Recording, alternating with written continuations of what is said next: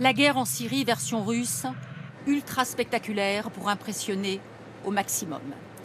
Ici, 4 croiseurs tirent 26 missiles de la mer Caspienne sur leurs cibles en Syrie, à plus de 1500 km, 11 cibles touchées selon Moscou. L'objectif est clair, revigorer l'armée de Bachar al-Assad. Au sol, les forces du régime se lancent en effet dans une vaste offensive.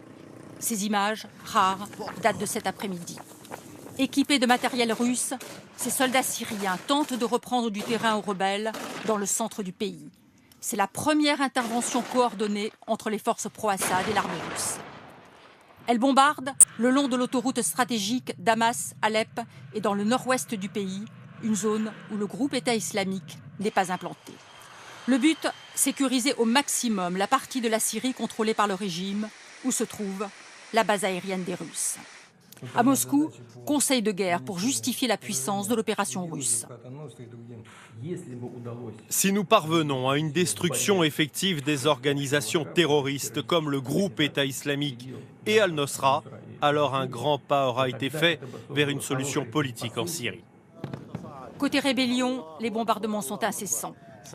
Cet homme défie les Russes et leur promet de sanglantes représailles. Bonsoir Dominique Derda, vous suivez l'accélération des événements à Moscou. Depuis quand la marine militaire russe n'était-elle pas intervenue avec cette ampleur dans un conflit ? Plus de 70 ans, David. C'est la première fois depuis la Seconde Guerre mondiale que la marine russe est mise ainsi à contribution dans une opération militaire. La première fois aussi qu'elle utilise ces nouveaux missiles de croisière, des missiles de croisière d'une nouvelle génération, 6 mètres de long, 450 kg de charge explosive, 2500 km de portée.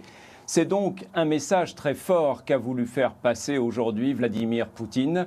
Le président russe montre ses muscles, il montre qu'il ne reculera devant rien pour atteindre ses objectifs, sauver le régime de Bachar el-Assad et éradiquer tous ceux qu'il considère comme des groupes terroristes en Syrie aujourd'hui et en Irak sans doute demain. Merci Dominique et bon